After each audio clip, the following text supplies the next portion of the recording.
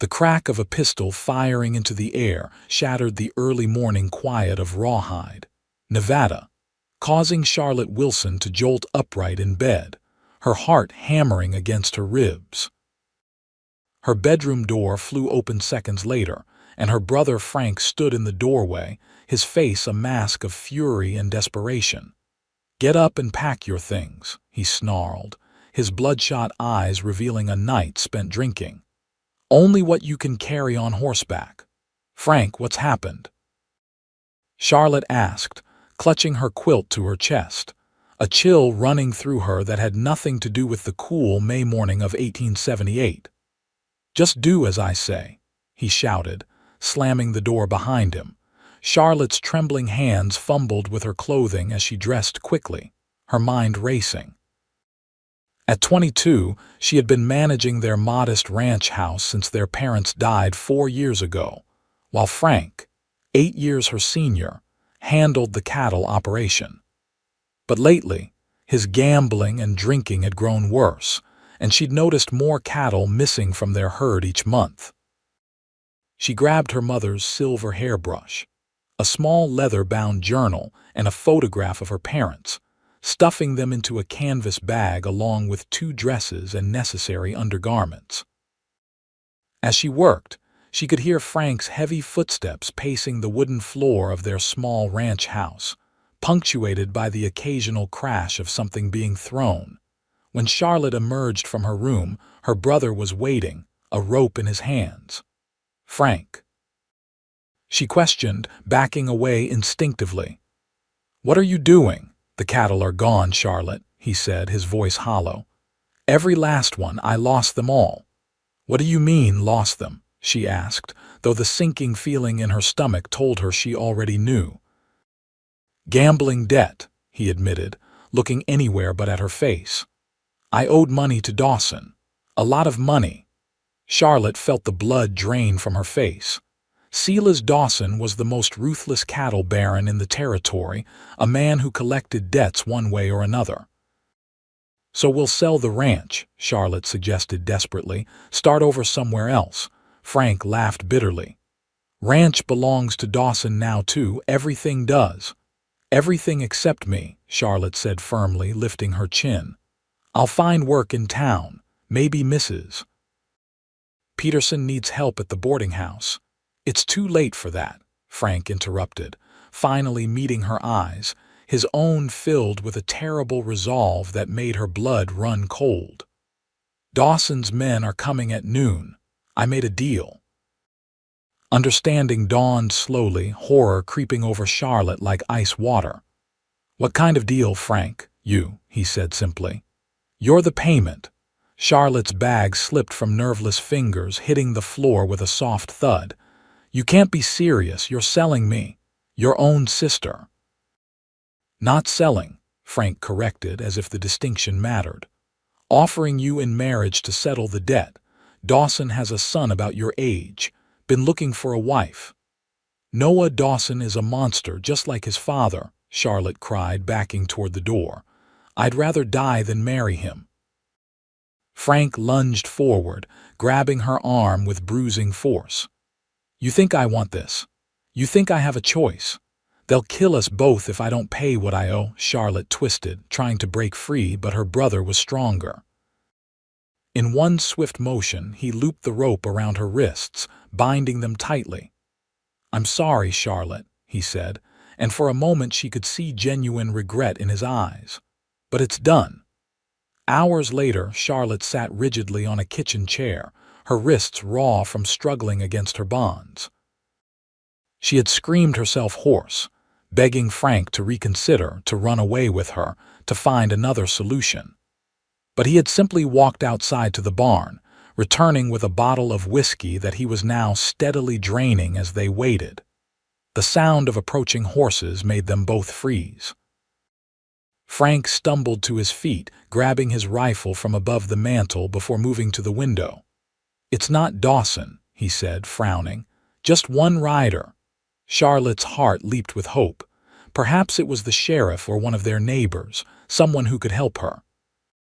The door opened without a knock, and a tall man stepped inside, ducking slightly to clear the doorframe.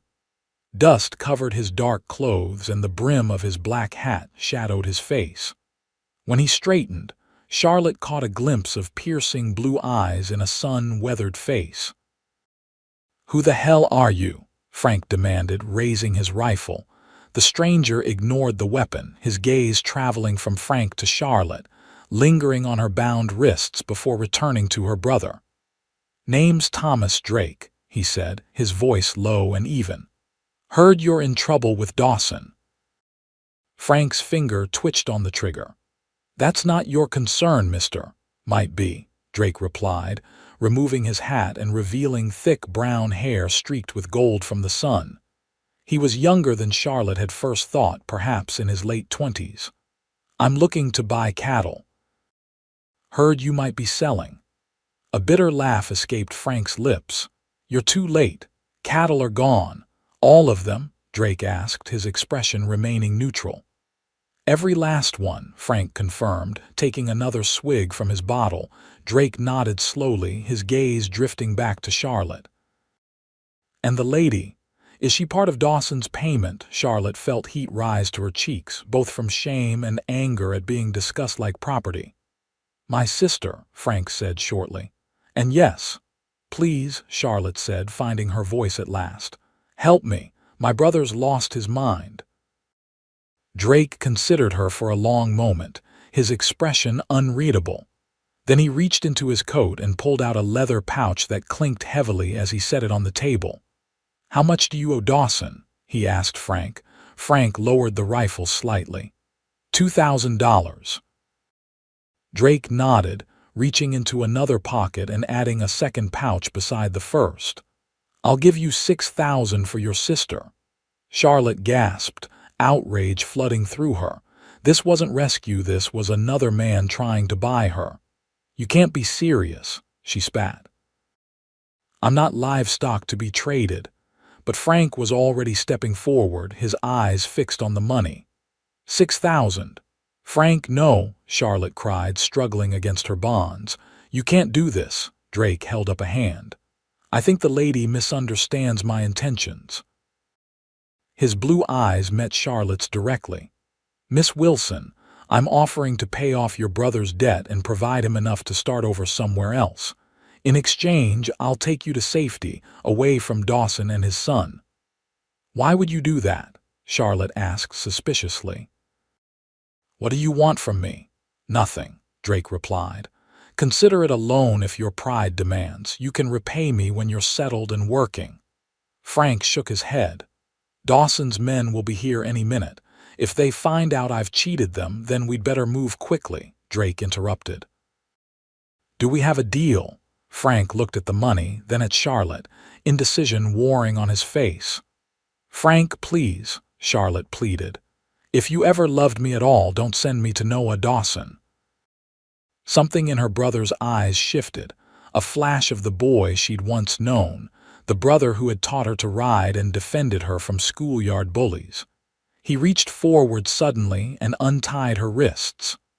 "Take the money," he told Drake, his voice rough. "And take her far away from here. Dawson will kill me when he finds out, but at least she'll be safe." Drake nodded, crossing to Charlotte and offering his hand. "We need to leave now, Miss Wilson." "Can you ride?" "Since I was 5, Charlotte replied, still uncertain but seeing no better options. Drake helped her to her feet, his touch gentle but firm. "Get your things. We ride hard and don't stop until nightfall." Outside, Charlotte saw Drake's horse, a magnificent black stallion, and beside it, her own mare that Frank must have saddled while she was tied up. Her canvas bag was already secured to the saddle. "Frank," she said, turning back to her brother one last time. He stepped forward awkwardly, then pulled her into a rough embrace. "I'm sorry, Char, for everything. I never meant," his voice broke. "Be safe." Before she could respond, the sound of approaching riders echoed from down the road. Drake was instantly alert, helping Charlotte mount her mare. "That'll be Dawson," Frank said grimly. "Go, I'll stall them." Drake swung onto his stallion with fluid grace. Head east, he instructed Charlotte. Stay in the tree line and don't stop for anything. Charlotte hesitated, looking back at the only home she'd ever known, at her brother standing on the porch with his rifle. Miss Wilson, Drake said urgently, we need to move now. Taking a deep breath, Charlotte turned her mare and urged her into a gallop, following Drake as he led them away from the ranch and toward the distant mountains. Behind them, she heard shouts and then, terrifyingly, gunshots. She didn't look back. They rode hard for hours, the landscape changing from the familiar ranch lands around Rawhide to rocky foothills and eventually into denser pine forests as they climbed in elevation. Drake set a punishing pace, frequently looking back to ensure they weren't being followed. He barely spoke, only occasionally calling out warnings about difficult terrain ahead. By late afternoon, Charlotte's entire body ached, her hands blistered from gripping the reins so tightly. She had left without proper riding attire, and her everyday dress was hiked indecently high to accommodate straddling the saddle. But far worse than the physical discomfort was the turmoil in her mind. Her brother had tried to sell her to settle a gambling debt. A stranger had paid triple that amount for her. And now she was fleeing into the wilderness with a man she knew nothing about, with only his word that he meant her no harm. When Drake finally signaled for them to stop beside a small stream, Charlotte nearly fell from her mare in exhaustion. Easy, Drake said at her side instantly, his strong hands helping her down. You did well. Not many women could keep that pace. Charlotte pulled away from him as soon as her feet touched the ground. What happens now, Mr. Drake? Where are you taking me? Drake led both horses to the stream, allowing them to drink.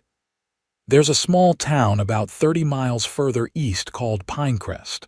We'll rest there, get supplies, then continue on to Colorado territory if that suits you. And if it doesn't, Charlotte challenged, massaging her sore legs. Drake turned to face her, his expression serious. Miss Wilson, I understand your suspicion. In your place, I'd feel the same, but I give you my word that you're free to go wherever you wish once we reach Pinecrest. My only concern is getting you beyond Dawson's reach. Charlotte studied him, trying to discern the truth in his steady gaze. Why did you help me? The truth, Mr. Drake. He hesitated, then sighed, removing his hat and running a hand through his hair. I've had dealings with Silas Dawson before, seen what happens to people who cross him. His jaw tightened. And I've heard stories about his son Noah that would make your blood run cold. So it was charity, Charlotte pressed, not quite believing him. Drake shook his head. Call it settling a debt, though not one you owe. He didn't elaborate further, instead turning back to the horses. We should rest here for an hour, then push on until dark. Can you manage that? Charlotte nodded, not entirely satisfied with his explanation but too tired to press further. She settled on a fallen log, watching as Drake efficiently set up a small camp, offering her jerky and hardtack from his saddlebags. They ate in silence, the only sounds the soft murmuring of the stream and the occasional stamping of the horses. As the shadows lengthened, Drake stood abruptly, his head tilted as if listening. Charlotte froze, suddenly aware of how quiet the forest had become. Get to the horses, Drake said softly, his hand moving to the revolver at his hip. Now. Charlotte didn't hesitate, hurrying to where the animals were tethered. As she reached for her mare's reins, a shot rang out, splintering the tree trunk inches from her head. Drake fired back, his movements swift and precise as he positioned himself between Charlotte and the unseen attackers. Mount up, he shouted, continuing to fire into the trees. Charlotte swung onto her mare, heart pounding. Drake backed toward his stallion, still facing the direction of the attack. Go, he yelled, finally turning to mount his own horse. Stay on the trail. They galloped away from the stream, bullets whizzing past them. Charlotte bent low over her mare's neck, terror giving her a fresh surge of energy. Drake rode close beside her, occasionally turning in his saddle to fire back at their pursuers. The forest grew denser, the trail narrower, branches whipping at Charlotte's face as they raced through the gathering dusk. She could hear hoofbeats behind them, drawing closer. Suddenly, Drake veered off the main trail, leading them down a steep embankment toward a ravine below. Charlotte followed, trusting his judgment more than her own in that moment. Their horses slid and scrambled down the slope, sending rocks and dirt cascading around them. At the bottom, Drake guided them into the shallow water of a creek bed, then upstream. "The water will hide our tracks," he explained breathlessly, "and the ravine walls will make it harder for them to spot us." They pushed on through the twilight, the creek eventually widening into a small river. The sounds of pursuit faded, but Drake maintained their pace, only slowing when true darkness made it dangerous to continue at speed. "We'll need to make camp," Drake finally said, his voice tight with exhaustion. "Find a defensible position." They found a small clearing ringed by large boulders, offering some protection from both the elements and potential attackers. Drake worked quickly, unsaddling the horses and setting up a rudimentary camp, though he forbade lighting a fire. "Who were they?" Charlotte asked, huddled against a boulder and shivering in the cool night air. "Dawson's men," Drake replied grimly. "Your brother must not have been able to hold them off for long." The mention of Frank sent a stab of fear through Charlotte. "Do you think he's—" "I don't know," Drake said honestly. "Frank Wilson struck me as a survivor." Charlotte wrapped her arms around herself, suddenly overcome by the events of the day. Her entire life had been uprooted in the space of hours. Her home was gone, her brother possibly dead, and she was fleeing with a stranger into unknown territory. A sob escaped her before she could stop it, then another, until she was crying in earnest, her shoulders shaking with the force of her grief. Drake hesitated, then moved to sit beside her, awkwardly offering his coat. "Here," he said, draping it around her shoulders. "It'll be warmer." The unexpected kindness only made Charlotte cry harder. Drake sat silently beside her, not touching her but remaining close, a steady presence until her tears finally subsided. "I'm sorry," she said, wiping at her face with her sleeve. "It's just been a bit much to take in." "No need to apologize," Drake replied. "You've handled yourself better than most men would have in your situation." Charlotte managed a watery smile. High praise from a man who apparently makes a habit of rescuing women from cattle barons. A corner of Drake's mouth lifted in what might have been the beginning of a smile. "First time, actually. Usually I just deliver cattle." "Is that what you do? You're a cattle driver," Drake nodded. "Among other things. I was heading to Rawhide on business when I heard talk in a saloon about Dawson calling in a debt from the Wilson Ranch. When they mentioned the sister being part of the payment, he shrugged. Seemed like something I should look into." Charlotte studied him in the dim moonlight. "You risked your life for a stranger." "Wouldn't be the first time," he said quietly, something haunted passing briefly across his features. "Get some sleep, Miss Wilson. I'll keep watch." Charlotte wanted to ask more questions, but exhaustion was overtaking her. She leaned back against the boulder, Drake's coat a comforting weight around her shoulders, and closed her eyes. Dawn came too quickly, pale light filtering through the trees and rousing Charlotte from fitful sleep. She sat up, momentarily disoriented until the events of the previous day rushed back. Drake was already awake, or perhaps had never slept tending to the horses. "Morning," he said, noticing her stirring. "How are you feeling?" Charlotte stretched, wincing at the stiffness in her muscles from the hard riding. "Like I've been trampled by a herd of cattle." Drake nodded sympathetically. "First day's always the worst. It'll ease up." He offered her a canteen and some more jerky. Not much of a breakfast, I'm afraid.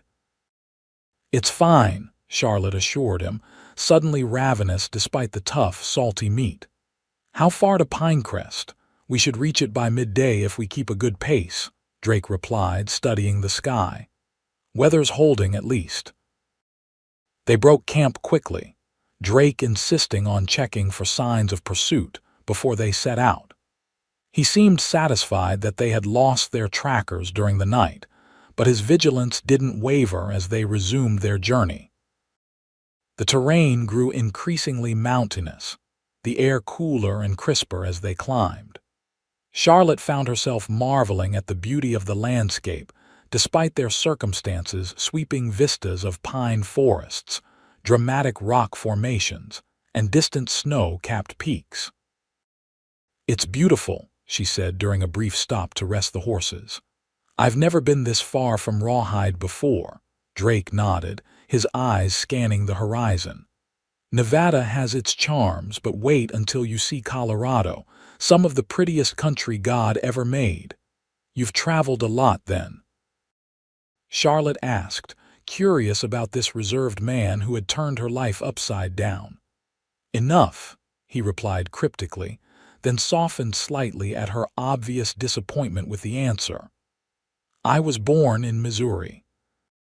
Left home at 16, worked cattle drives in Texas, scouted for the Army for a while.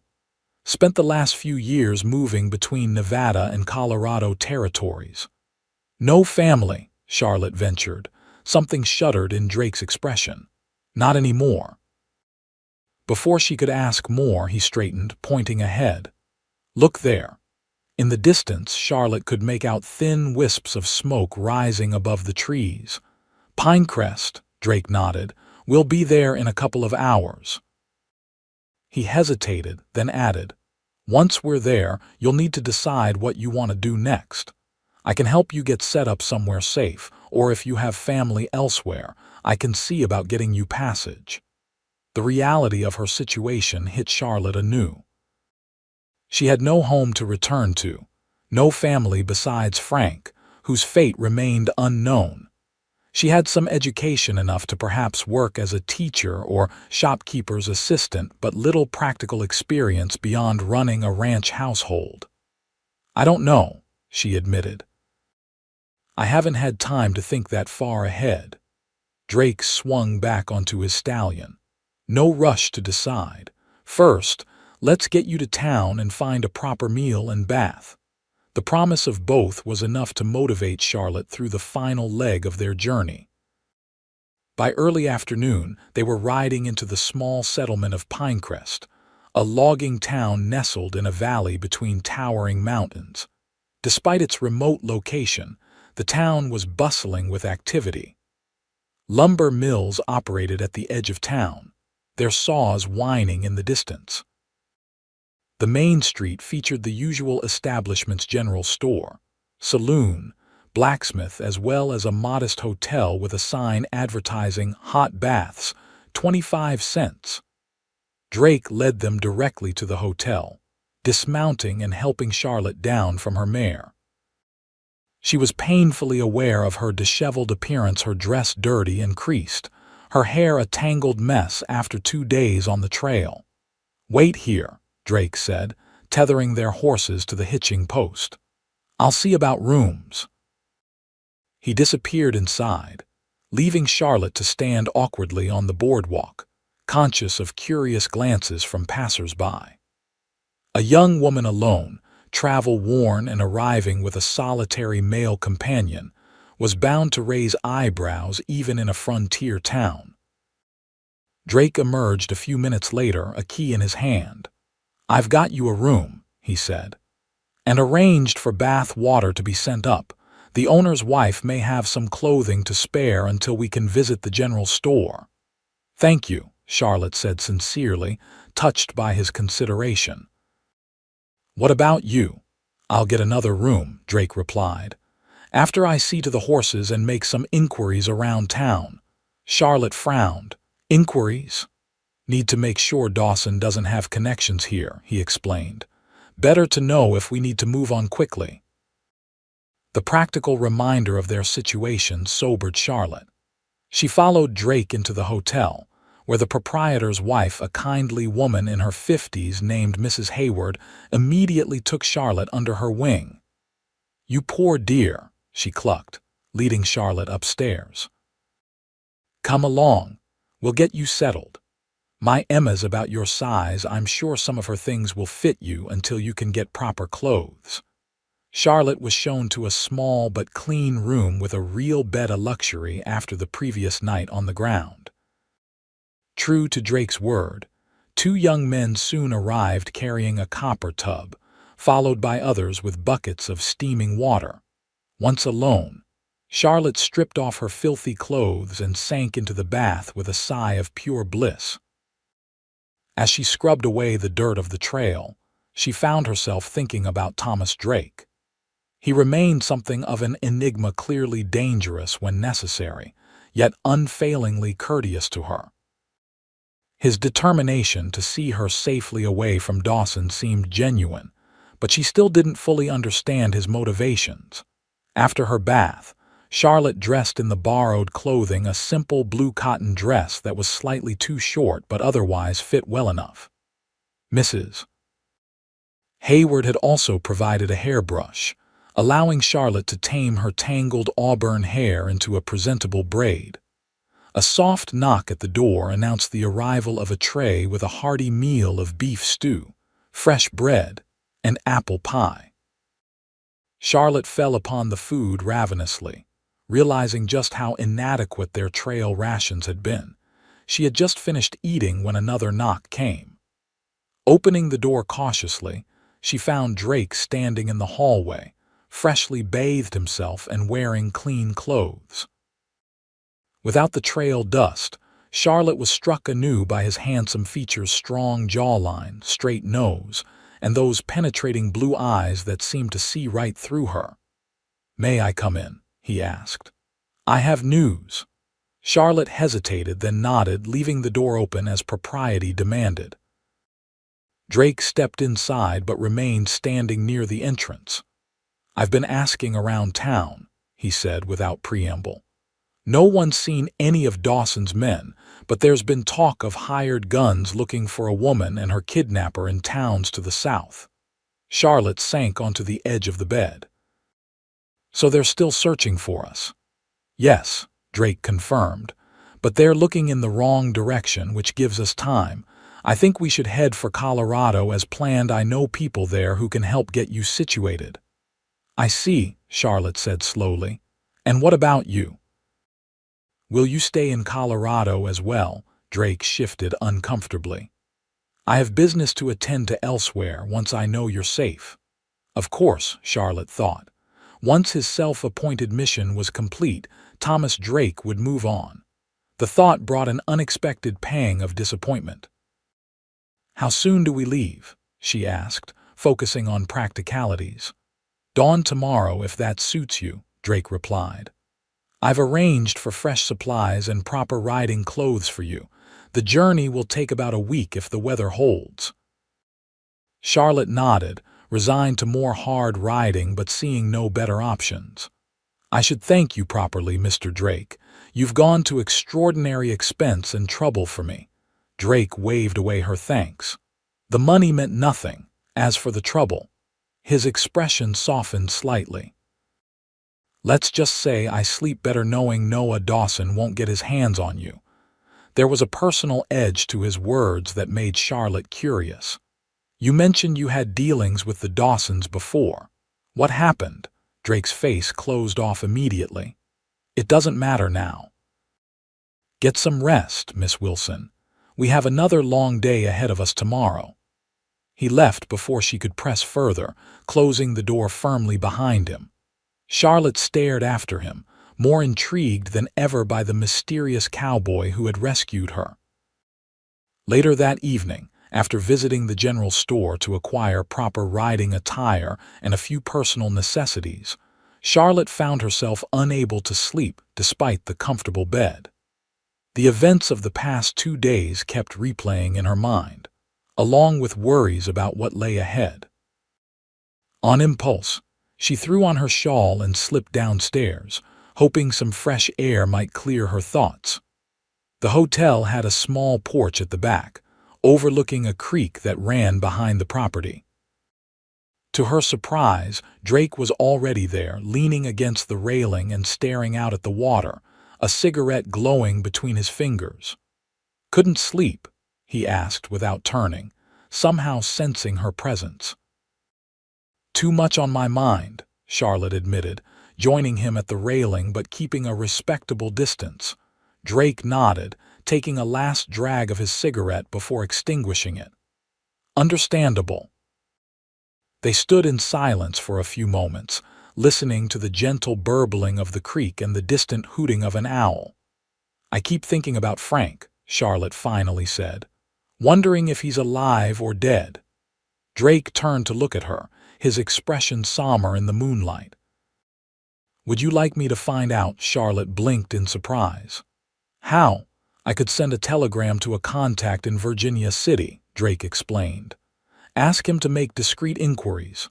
"You would do that?" Charlotte asked, touched by the offer. Drake shrugged. "He's your brother.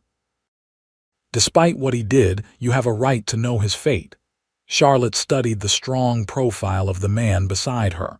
"You're not what I expected, Mr. Drake." A faint smile crossed his lips. "And what did you expect?" "I'm not sure," she admitted. "But most men who pay $6,000 for a woman want something in return." Drake's smile faded. "I told you before I don't want anything from you." "Yes, but why?" Charlotte pressed, emboldened by the intimate darkness. "There must be a reason you were so determined to keep me from the Dawsons." Drake was quiet for so long that Charlotte thought he wouldn't answer. When he finally spoke, his voice was so low she had to lean closer to hear. 3 years ago, Silas Dawson wanted land that belonged to a rancher named James Blackwood. When Blackwood refused to sell, Dawson had his men burn him out. Drake's hands tightened on the railing. Blackwood's wife died in the fire. Their daughter Rebecca was taken by Noah Dawson. Charlotte's breath caught. "What happened to her?" "She killed herself 2 months later," Drake said flatly. "She was 19 years old." "That's horrible," Charlotte whispered, understanding dawning. "Were you close to her?" Drake shook his head. "I didn't know her. But I knew Blackwood. He gave me my first job when I came west. He was a good man." He turned to face Charlotte directly. "When I heard about your situation, it felt like a chance to, I don't know, make something right that I couldn't fix before." The raw honesty in his voice touched something deep inside Charlotte. On impulse, she reached out and placed her hand over his on the railing. "Thank you for telling me, and for what you did." Drake looked down at her hand, then back at her face, something shifting in his expression. For a breathless moment, Charlotte thought he might move closer, but instead he gently withdrew his hand. "Dawn comes early," he said, his voice slightly rough. "You should get some sleep." Charlotte nodded, suddenly aware of the impropriety of their situation alone together in the darkness, sharing confidences. "Good night, Mr. Drake." As she turned to go, his voice stopped her. "Thomas," he said. "My friends call me Thomas or Tom." Charlotte smiled over her shoulder. "Good night, Thomas. I'm Charlotte to my friends." She could feel his eyes on her as she walked back inside, her heart beating a little faster than before. Morning brought clear skies and a brisk wind from the mountains, good traveling weather, according to Drake. They set out from Pinecrest just after sunrise, their horses rested, and their saddlebags filled with fresh supplies. Charlotte felt like a different woman from the one who had fled her brother's ranch. Her new riding clothes, sturdy trousers worn beneath a split skirt, a warm jacket, and proper boots were far more practical than her previous attire. Mrs. Hayward had helped her plait her hair into a single thick braid that would stay neat during the journey, and the general store had provided a wide-brimmed hat to protect her face from the sun. Drake had been all business that morning, focusing on their preparations and discussing their route east through the mountains. If he was thinking about their conversation from the night before, he gave no sign of it. "We'll follow the old mining trail through Copper Pass," he explained as they rode. "It's steeper, but less traveled. Should help us avoid any unwanted attention." Charlotte nodded, getting the sense that he was deliberately maintaining a professional distance between them. She told herself it was for the best. She was dependent on him for her safety, and complications would only make their situation more difficult. They rode steadily through the day, the terrain growing more challenging as they climbed. Drake was an excellent guide, pointing out landmarks and teaching Charlotte trail signs as they traveled. By midday, they had reached a high ridge that offered a spectacular view of the valley they had left behind. "It's magnificent," Charlotte said, reining her mare to a stop beside Drake's stallion. "I never imagined such vastness." Drake nodded, a rare smile softening his features. "That's why I keep moving, I suppose. Always another vista just over the next ridge." Charlotte studied him curiously. "You don't ever want to settle down, have a home of your own?" Something wistful crossed Drake's face. "Used to dream of it. A ranch in good cattle country, maybe up in Colorado or Montana, somewhere with mountains nearby and plenty of water." "What stopped you?" Charlotte asked. Drake shrugged, his expression closing again. "Life had other plans. We should keep moving. There's a good camping spot about 2 hours ahead." The weather held through the afternoon, but as evening approached, dark clouds began gathering over the higher peaks. Drake frowned at the sky, pushing them to reach a sheltered grove of pines before the storm hit. They barely made it in time. The first heavy drops were falling as they unsaddled the horses and set up camp beneath the dense evergreens. Drake worked quickly, constructing a lean-to from pine boughs that would offer additional protection from the rain. It might be a rough night, he warned, securing their supplies under the makeshift shelter. Mountain storms can be fierce. As if to punctuate his words, lightning split the sky, followed by a crash of thunder that made the horses stamp nervously. The rain intensified, drumming against the pine needles above them. Drake managed to get a small fire started in the shelter of a rock outcropping, providing enough heat to cook a simple meal of beans and salt pork.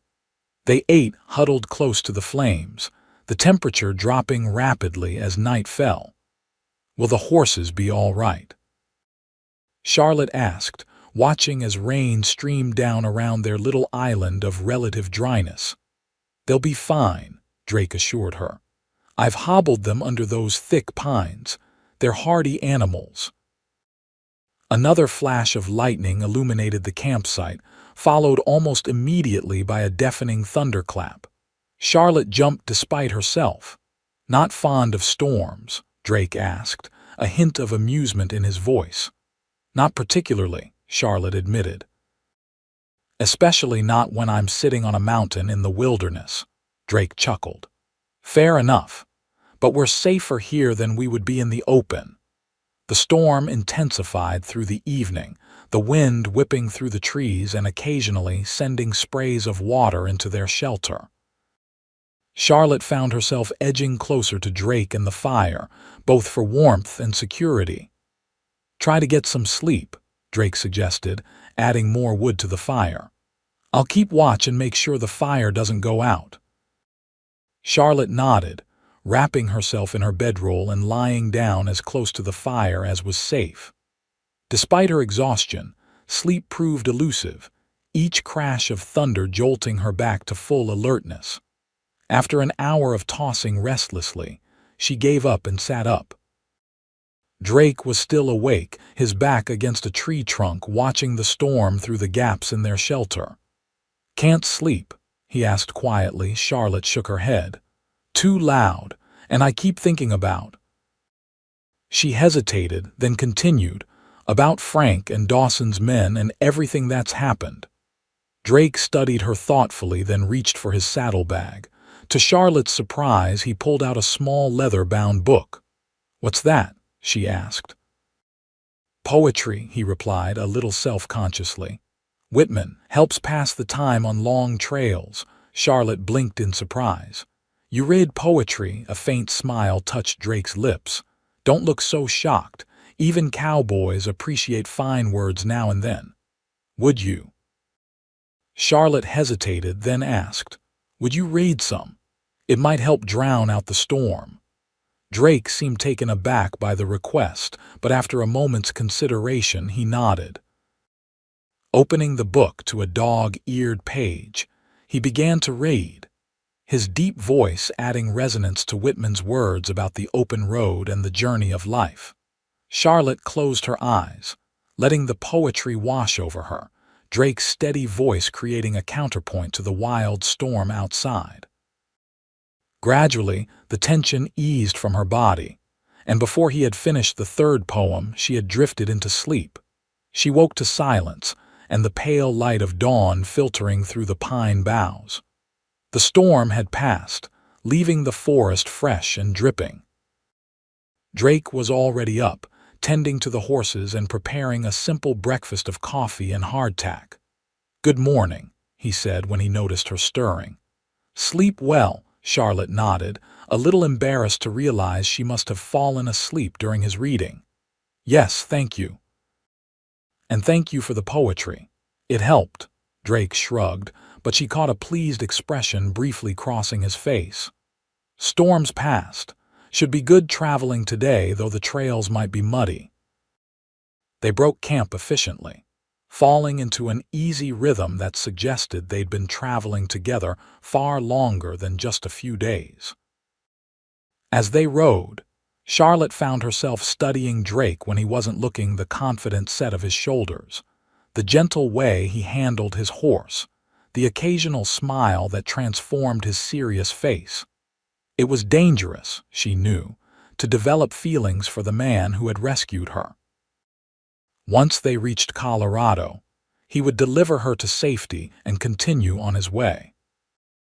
But knowledge of the danger didn't stop the warmth that spread through her chest when he turned to make sure she was keeping up, or the flutter in her stomach when their hands accidentally brushed as they shared supplies. The days blended together as they traveled eastward, crossing from Nevada territory into Utah, and then approaching the Colorado border. They settled into a comfortable routine, riding from dawn until late afternoon, making camp, sharing simple meals and increasingly less simple conversations. Drake gradually revealed more of himself, his childhood in Missouri, as the son of a horse trainer, his early years working cattle drives in Texas, his time scouting for the Army during the final years of the Indian Wars. He spoke of places he'd seen and people he'd met, though he remained reticent about certain periods of his life.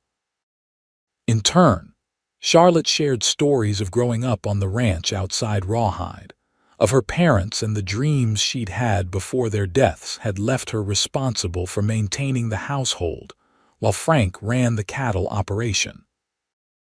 "I wanted to be a teacher," she admitted one evening as they sat beside a campfire.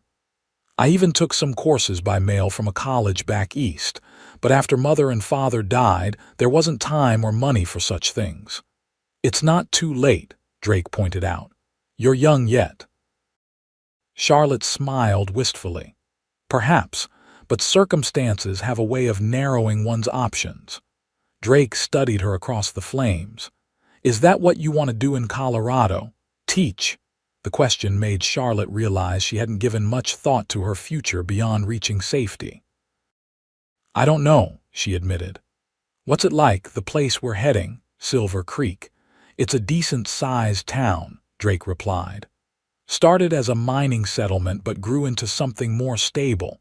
Has a school, several churches, proper businesses. The people I know there, the Hendersons, own the largest general store. Good folks.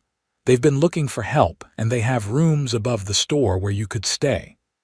Charlotte nodded slowly, trying to picture herself in this unknown town, working in a store starting over. And you? Will you stay there too? Drake's gaze dropped to the fire. For a little while, maybe. I have business in Denver eventually. He hesitated, then added, but I won't leave until I'm sure you're settled and safe.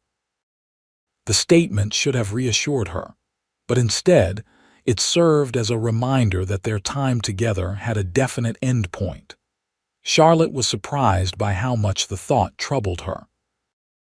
On the 7th day of their journey, they crossed into Colorado territory, the landscape changing subtly as they descended from the higher mountains into a broad, fertile valley cradled between two mountain ranges. There, Drake said late in the afternoon, pointing to a cluster of buildings nestled beside a winding creek. Silver Creek.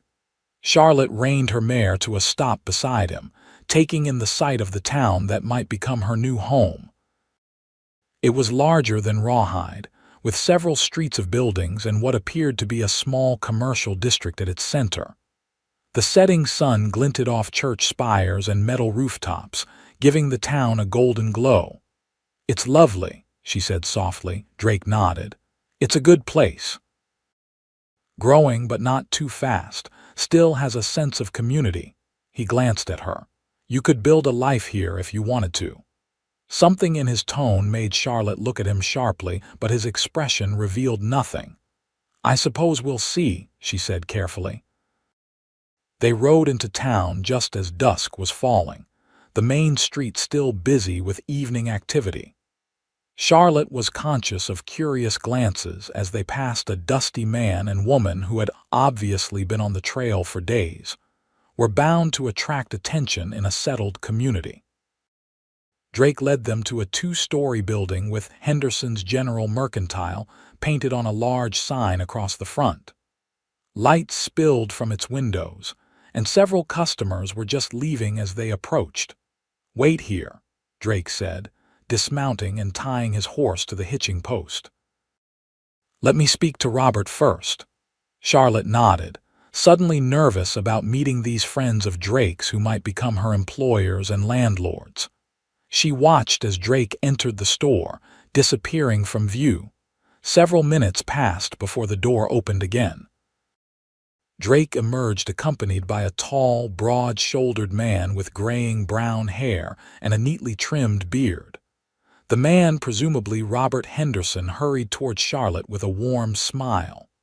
Miss Wilson, he said, reaching up to help her down from her horse. Thomas has told us about your situation.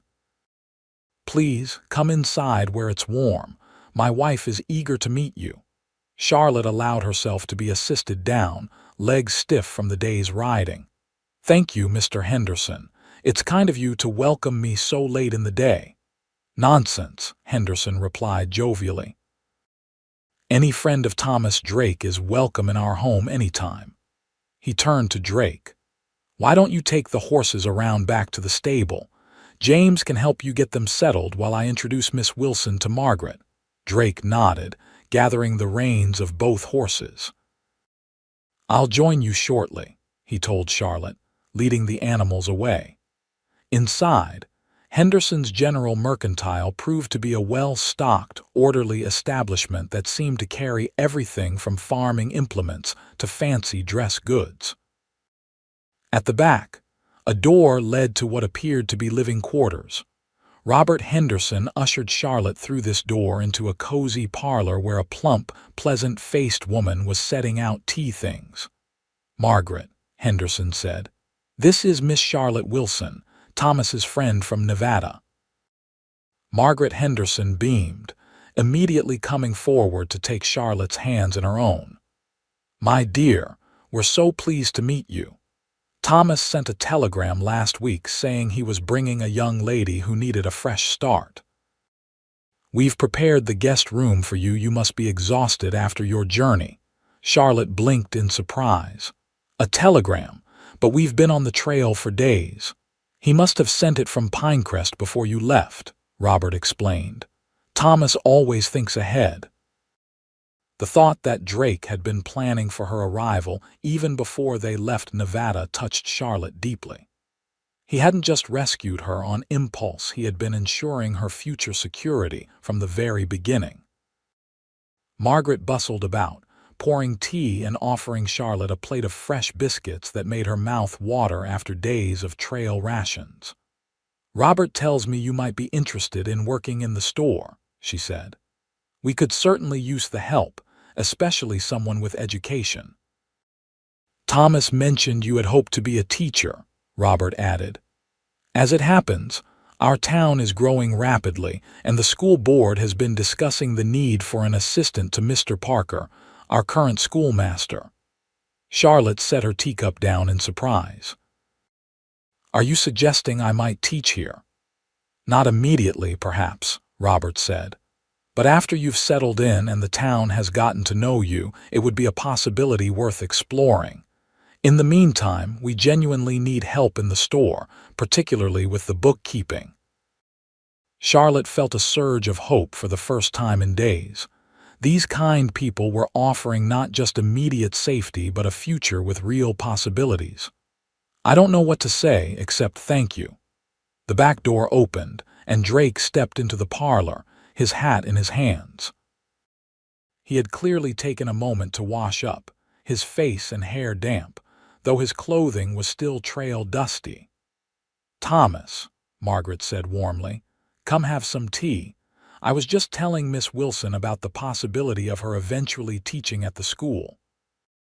Drake glanced at Charlotte, a smile tugging at his lips when he saw her obvious excitement. "That would suit you," he said simply. The four of them talked late into the evening, the Hendersons filling them in on town news and asking discreet questions about their journey. Charlotte noticed that Drake carefully edited their story, mentioning only that she had needed to leave Nevada urgently due to family difficulties, and that he had offered escort to Colorado where she could make a fresh start. Eventually, Margaret noticed Charlotte trying to stifle a yawn.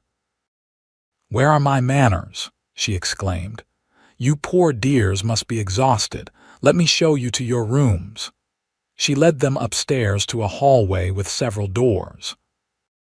"Miss Wilson, this will be your room," she said, opening one to reveal a pretty bedroom with flowered wallpaper and a real bed that looked heavenly to Charlotte's trail-weary eyes. "And Thomas, you'll be in the room at the end of the hall as usual." As usual.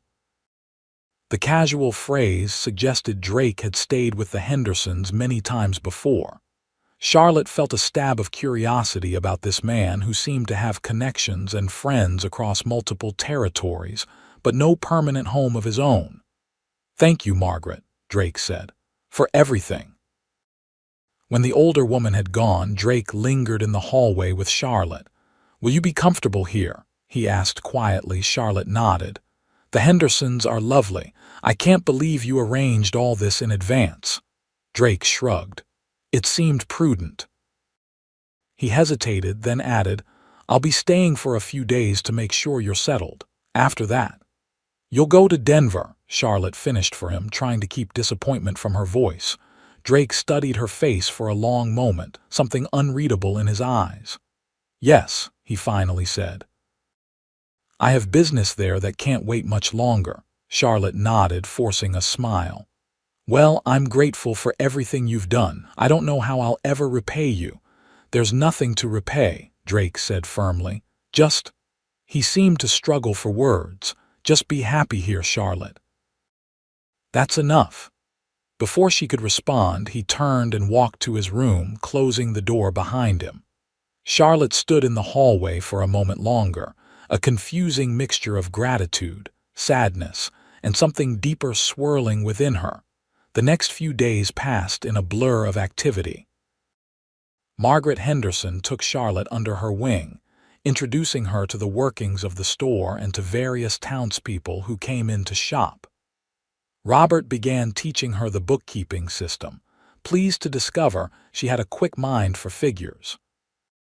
Drake made himself useful around the Hendersons' property, repairing a leaky roof, chopping firewood, and helping with various tasks that Robert, at 62, found increasingly difficult. But each evening he seemed more distant, spending time alone or in conversation with Robert rather than joining the general socializing. On the fourth day, a telegram arrived for Drake. Charlotte was helping Margaret organize new fabric stock when he came into the store, his expression grave. "What is it?" Charlotte asked, setting aside a bolt of calico. "News from Virginia City," Drake replied, glancing at the yellow paper in his hand. "About your brother." Charlotte's heart skipped a beat. "Is he?" "He's alive," Drake said quickly, "but he's in jail. Apparently, he shot one of Dawson's men during the confrontation after we left. The man survived, so Frank's only facing assault charges, not murder."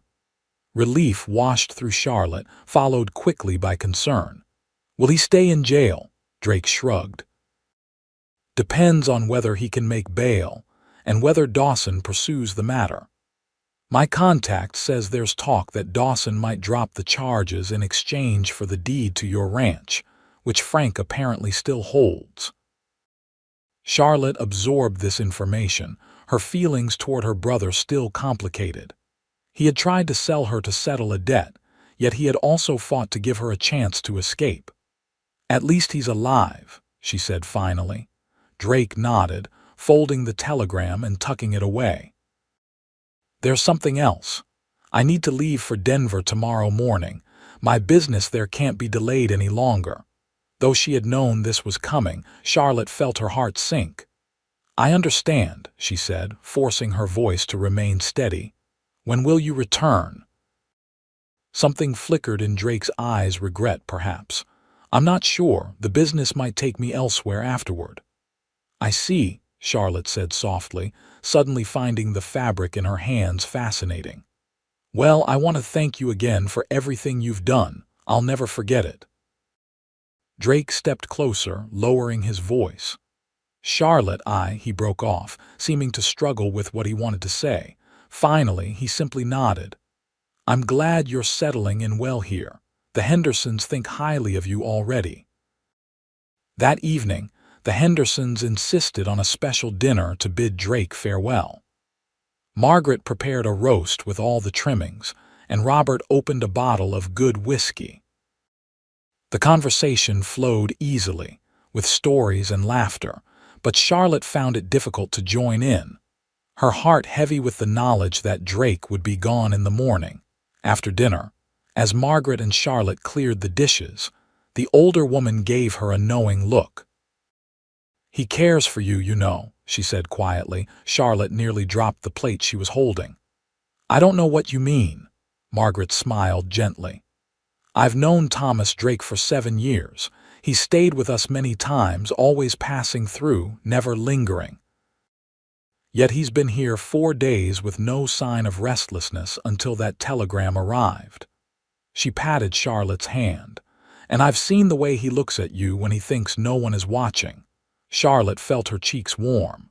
"He rescued me because he felt sorry for me, that's all." "Is it?" Margaret asked. "Thomas is a good man, but not a sentimental one. He wouldn't have risked his life for mere charity." She turned back to the dishes. "Just something to consider, my dear." Later that night, unable to sleep, Charlotte slipped downstairs for a glass of water. To her surprise, the back door was open, and through it, she could see Drake sitting on the porch steps, smoking a cigarette. After a moment's hesitation, she stepped outside. "Couldn't sleep?" she asked, echoing his question from that night in Pinecrest. Drake glanced up, a faint smile crossing his features. "Too much on my mind." Charlotte sat beside him, careful to maintain a proper distance. "Your business in Denver, partly," he admitted, extinguishing his cigarette.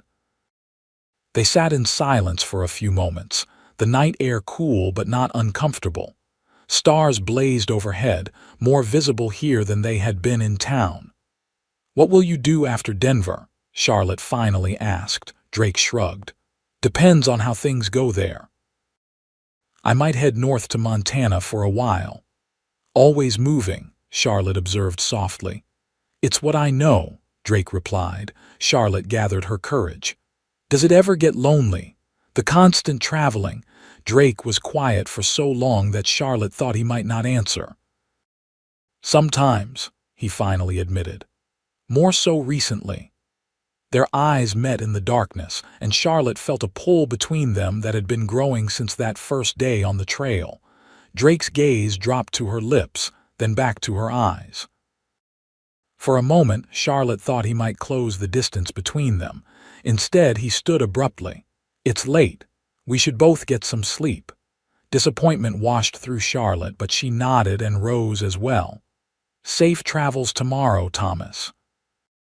Inside, at the foot of the stairs, Drake paused and turned to her. "Charlotte," he said, his voice low and intense. "I want you to know that what I did paying your brother, bringing you here, I don't regret any of it. But I'm not the kind of man who can offer a woman like you what she deserves." "Shouldn't that be my decision?" Charlotte asked quietly. Drake's expression tightened. "You deserve someone stable, someone who can give you a home and security. I live with a saddle for a pillow and no certainty beyond the next job." "You seem very certain about what I deserve," Charlotte said, a hint of irritation entering her voice. "Have you considered asking what I want?" Drake ran a hand through his hair, a gesture she had come to recognize as a sign of frustration. "Charlotte, you've been through a terrible ordeal. You're grateful, and perhaps that gratitude feels like something more. But in time, don't," Charlotte interrupted, anger flaring. "Don't dismiss my feelings as mere gratitude. I'm not a child, Thomas. I know my own mind." Drake stepped closer, his voice dropping to a whisper. Do you really know what you're asking for? A life of uncertainty, perhaps danger, moving from place to place with a man who has enemies in 3 territories." "I'm asking for nothing," Charlotte replied with dignity. "I'm simply telling you that you don't get to decide what I feel or what I want." She lifted her chin. "Good night, Mr. Drake. I wish you well in Denver." She turned and ascended the stairs without looking back, tears pricking at her eyes. She had been a fool to think that Thomas Drake might harbor feelings for her beyond a sense of obligation. Margaret had been wrong. Whatever she thought she'd seen in his eyes had been nothing more than concern for a woman he had rescued. In her room, Charlotte sat on the edge of her bed, forcing back tears. She would not cry over a man who was leaving anyway. Instead, she would focus on the new life that was opening before her, a position with the Hendersons, the possibility of eventually teaching, a community that seemed welcoming and safe. It was far more than she could have hoped for a week ago, when Frank had tied her wrists and told her she was to be handed over to Noah Dawson. She should be grateful for her escape and the opportunities ahead. And she was grateful. She just hadn't expected that gratitude to be accompanied by the ache of losing something she had never really had. Morning came too soon. Pale light filtering through the curtains as Charlotte dressed for the day. She had barely slept, her mind churning with thoughts of Drake and their conversation on the porch. Part of her wanted to avoid seeing him off, to maintain the dignity of her exit the night before. But a stronger part knew she would regret it if she didn't say a proper goodbye. Downstairs, she found the Hendersons and Drake having breakfast, the atmosphere subdued. Drake was already dressed for travel, his saddlebags packed and waiting by the door. "Good morning, Charlotte," Margaret said, offering a sympathetic smile that suggested she had sensed the tension between Charlotte and Drake. "Come have some breakfast before it gets cold." Charlotte took a seat across from Drake, murmuring a general good morning without meeting his eyes. She could feel his gaze on her, but focused on buttering her toast with great attention. The meal passed with polite conversation about the weather and Drake's route to Denver. When it was finished, Robert rose to help Drake with his gear while Margaret began clearing the table. "I'll help you, Margaret," Charlotte offered quickly, eager to stay busy. "Nonsense," the older woman replied firmly. Thomas is leaving in a few minutes. Go say your goodbyes while I handle this. Reluctantly, Charlotte followed the men outside to where Drake's stallion was saddled and waiting. Robert was just securing the last of Drake's bags to the saddle. Well, that should do it, Robert said, stepping back. Don't be a stranger, Thomas. You know you're always welcome here. Thank you, Robert, Drake replied, shaking the older man's hand. For everything. Robert glanced between Drake and Charlotte, then tactfully retreated to the porch where Margaret was waiting, giving them a moment of privacy. Drake turned to Charlotte, his expression guarded. I want to apologize for last night, he said quietly. You were right, I shouldn't presume to know what you want or feel. Charlotte nodded, maintaining her composure with effort. It doesn't matter now. You're leaving and I'm staying. We both have our paths to follow. Drake's jaw tightened. Charlotte, don't, she interrupted gently. Let's not part with more words that we might regret. You rescued me, brought me to safety, and gave me a chance at a new life. I'll always be grateful for that. Drake winced at the word grateful but nodded. He reached into his coat and pulled out a small pouch, offering it to her. This is for you, to help you get established. Charlotte didn't take it. I've told you before I don't need your money. It's not charity, Drake insisted. Consider it. An investment in your future teaching career. When Charlotte still hesitated, Drake sighed. Please. It would ease my mind to know you have something set aside for emergencies. Reluctantly, Charlotte accepted the pouch, surprised by its weight. Thank you, she said stiffly. Drake studied her face as if committing it to memory, then turned and mounted his horse in one fluid motion. Looking down at her, he said, Be happy, Charlotte Wilson. Without waiting for a response, he tipped his hat to the Hendersons, then urged his stallion forward, riding out of the yard and down the main street of Silver Creek without looking back. Charlotte watched until he disappeared from view, telling herself that the hollow feeling in her chest would pass with time. This was for the best. Drake had been right about one thing. They were from different worlds, with different needs and expectations. She turned back to the store, where a new day of work awaited her. This was her life now, and she would make the most of it. The weeks following Drake's departure passed quickly, as Charlotte settled into the rhythm of life in Silver Creek. The work at Henderson's General Mercantile proved satisfying, particularly the bookkeeping aspects which utilized her education. She took room and board with the Hendersons, gradually transforming her small bedroom into a space that felt like her own. The townspeople were welcoming, particularly after learning that she had teaching experience. By the end of her first month, Charlotte had been invited to assist with Sunday school and to help Mr. Parker, the aging schoolmaster, 2 afternoons a week. She tried not to think about Thomas Drake, though her mind often wandered to him in quiet moments. There had been no word from him since his departure, which Charlotte told herself was expected. He had fulfilled his obligation to her. There was no reason for further contact. The money he had given her remained untouched in her dresser drawer. When she had finally opened the pouch after his departure, she had been shocked to find it contained nearly $500, a small fortune that could indeed fund a fresh start if she ever needed one. Summer faded into fall, the aspens in the surrounding mountains turning brilliant gold against the dark pines. Charlotte found herself increasingly involved in the community, joining the church choir and attending social gatherings where she met other young people of the town. Among them was Edward Mills, the son of the local banker, who made his interest in Charlotte clear with consistent attention and small gifts. He was handsome in a conventional way, well-educated, and unfailingly polite, exactly the sort of stable, respectable man that Charlotte should be interested in. Yet when Edward invited her to accompany him to the harvest dance, Charlotte found herself hesitating, comparing his proper, predictable manner to Drake's quiet intensity and flashes of dry humor. "You should accept," Margaret advised when Charlotte confided her reluctance. "Edward is a fine young man, and it's been nearly 3 months since you arrived. It's time to embrace your new life fully." Charlotte recognized the wisdom in Margaret's words. Thomas Drake had made his choice when he rode away without looking back.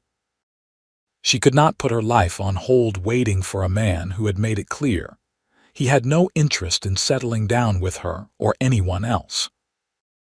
So she accepted Edward's invitation, and even allowed Margaret to help her alter one of the older woman's dresses, a lovely burgundy affair with lace trim for the occasion. When Edward arrived to escort her to the town hall where the dance was being held, he complimented her appearance with such genuine appreciation that Charlotte felt a flicker of warmth toward him. The harvest dance was a lively affair, with nearly the entire town in attendance.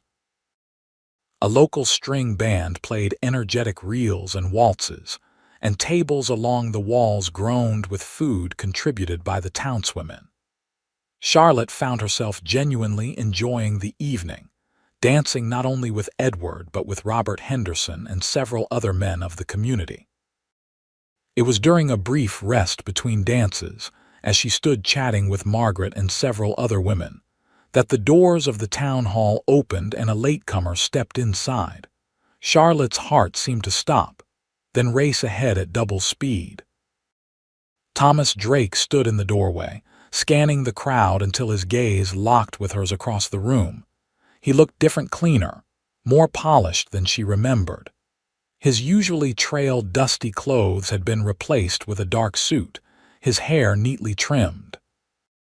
But the intense blue eyes were the same, now fixed on her with an expression that made her breath catch. "Charlotte."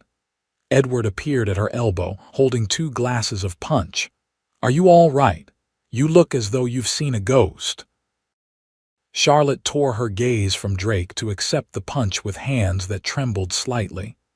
"I'm fine," she managed, "just a little warm from dancing." Edward followed her earlier line of sight.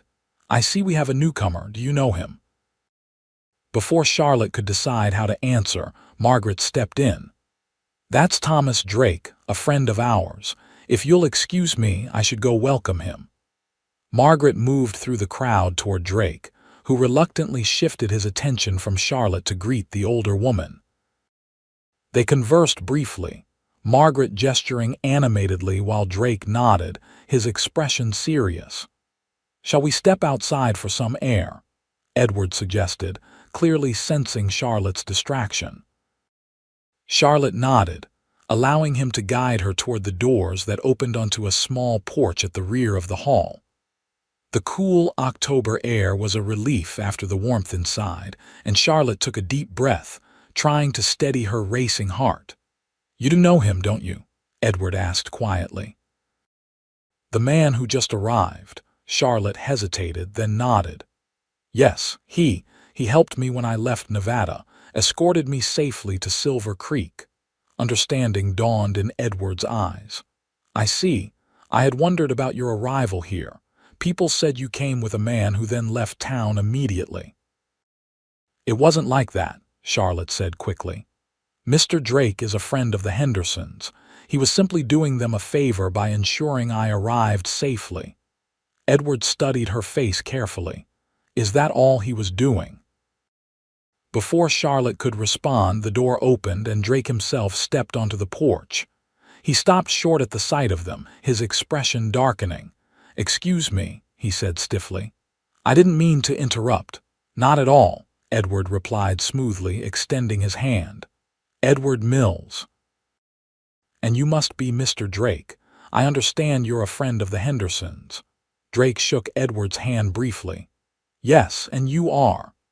"A friend of Miss Wilson's," Edward said, a subtle emphasis on friend that made Drake's jaw tighten. An awkward silence fell, broken only when the band inside struck up a new tune. "I believe this is our dance, Charlotte," Edward said, offering his arm.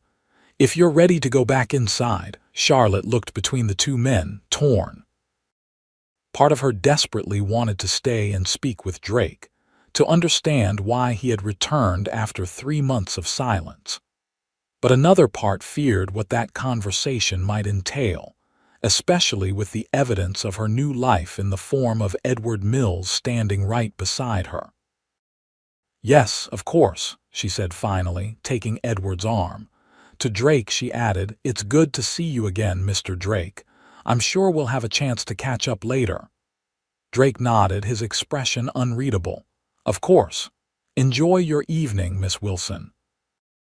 As Edward led her back inside, Charlotte couldn't help looking back over her shoulder. Drake stood at the railing, his tall figure silhouetted against the night sky, watching her go with an intensity that she could feel even at a distance. The remainder of the evening passed in a blur.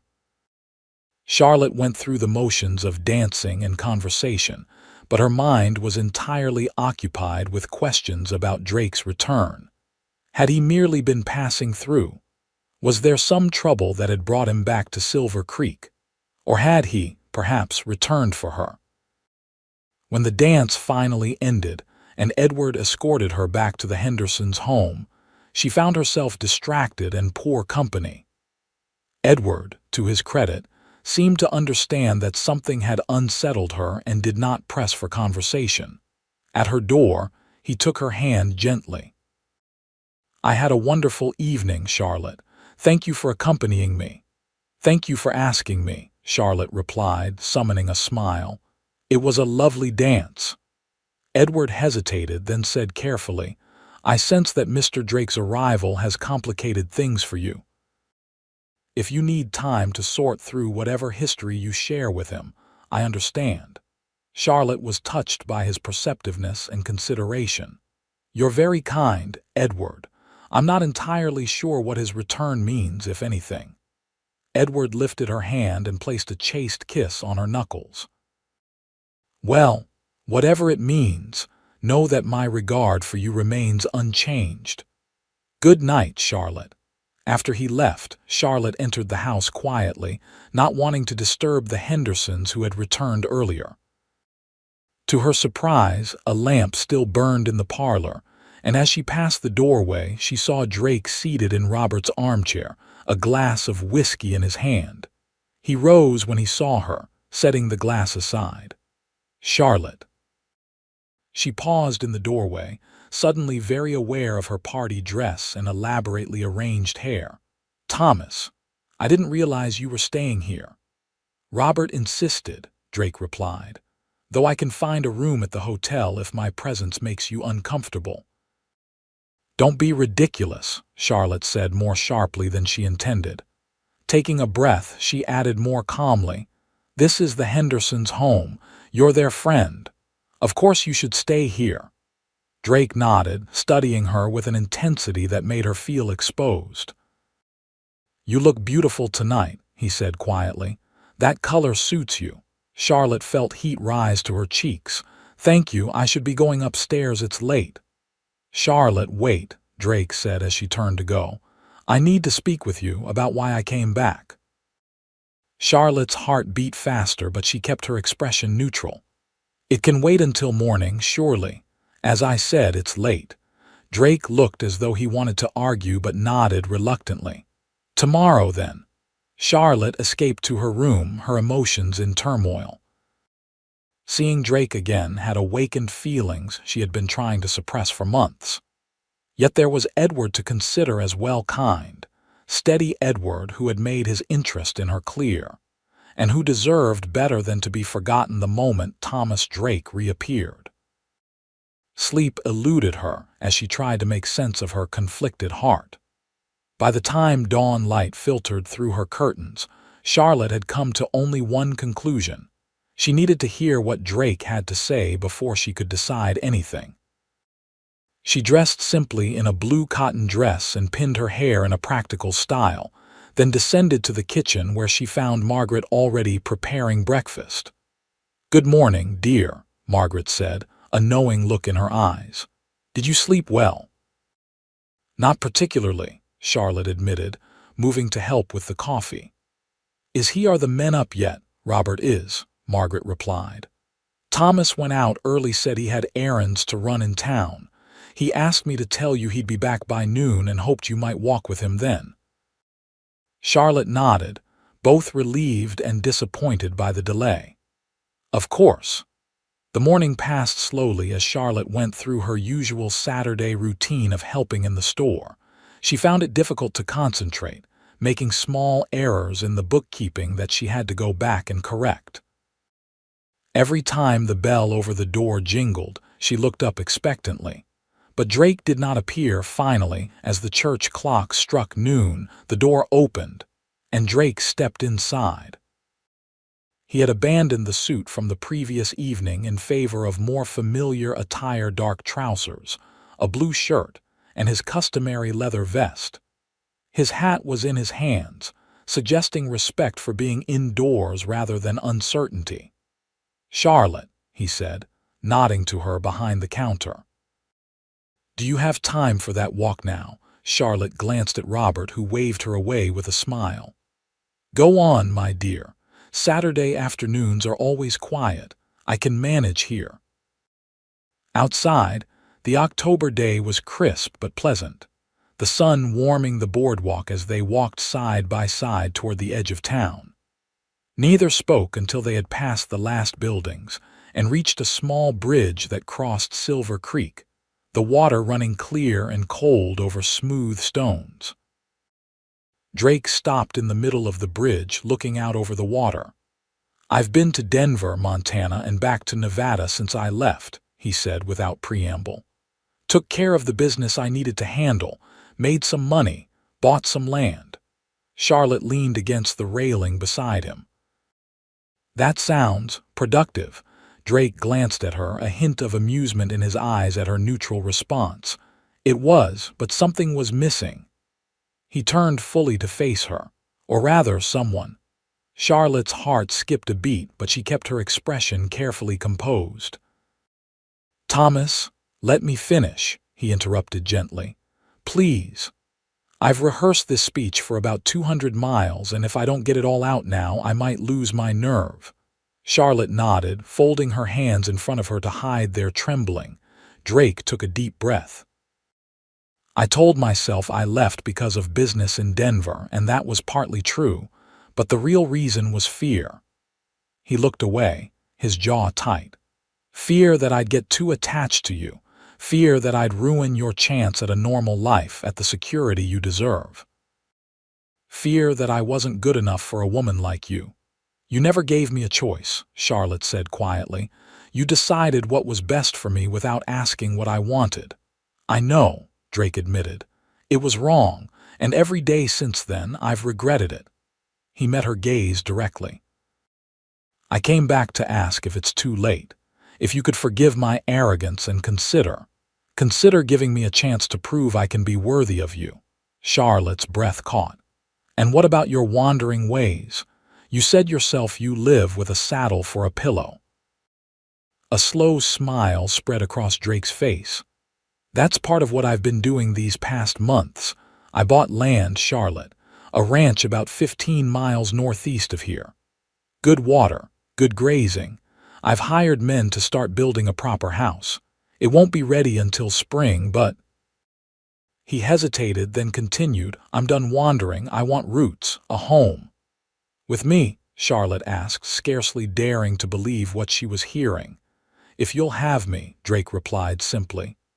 "I know it's sudden, and I know you have a life here now, friends, perhaps more than friends." His expression darkened slightly.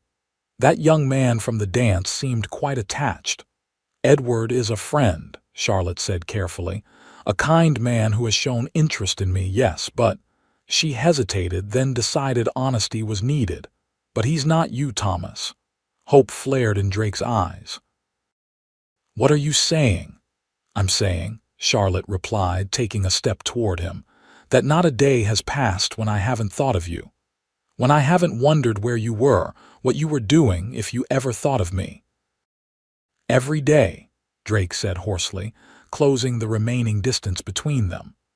"Charlotte, Whatever he intended to say was lost as Charlotte rose on her toes and pressed her lips to his. Drake froze for a heartbeat, then his arms came around her waist, pulling her closer as he returned the kiss with a fervor that left her breathless. When they finally parted, Charlotte was flushed and Drake's eyes were darker than she had ever seen them. "I love you," he said simply. "I think I have since that first day at your brother's ranch when you stood up to him, despite being terrified." "I love you too," Charlotte replied, the words coming easily now that the barrier between them had finally fallen. "Enough to consider living 15 miles from town on a ranch that doesn't have a house yet." Drake laughed, the sound free and joyous in a way she had never heard from him before. "The house will be built by spring. And I promise it will have everything you need, including bookshelves for all the books a teacher might want." "Are you proposing, Thomas Drake?" Charlotte asked, a smile playing at her lips. Drake's expression grew serious. "If I were, would you accept?" "I might," Charlotte teased. "If it were a proper proposal." To her surprise, Drake released her and dropped to one knee right there on the bridge, taking her hand in his. "Charlotte Wilson," he said solemnly, though his eyes danced with happiness, "would you do me the extraordinary honor of becoming my wife? I can't promise a perfect life, but I can promise to love you every day of it." Charlotte felt tears spring to her eyes. "Yes," she said simply. "Yes, I will marry you, Thomas Drake." He rose and gathered her in his arms again, sealing their engagement with a kiss that held all the promise of their future together. Hand in hand, they walked back toward town, making plans and sharing dreams. Charlotte knew there would be challenges ahead she would need to explain to Edward, and Drake would need to complete his ranch and settle into a more stationary life than he was accustomed to. But with the certainty of their love as a foundation, those challenges seemed manageable, even welcome. As they approached the Henderson store, Drake stopped and pulled something from his pocket, a small velvet box. "I almost forgot," he said with a sheepish smile. "I got this in Denver." Inside was a delicate gold ring set with a small but perfect diamond. "It's beautiful," Charlotte breathed as he slipped it onto her finger. "Not half as beautiful as you," Drake replied, brushing a strand of hair from her face. "But it's a start." Margaret and Robert were delighted by their news, confessing that they had hoped all along that Drake would come to his senses and return for Charlotte. "That's why we never pushed you too hard toward Edward Mills," Margaret admitted with a twinkle in her eye. "I had a feeling Thomas wouldn't stay away forever." The months that followed were busy ones. Charlotte continued working at the store while Drake divided his time between Silver Creek and his ranch property, overseeing the construction of their home. They were married in a simple ceremony at the local church just before Christmas, with the Hendersons standing as witnesses and surrogate parents. By late spring of 1879, the ranch house was complete, a sturdy, comfortable home with wide porches and, as promised, ample bookshelves.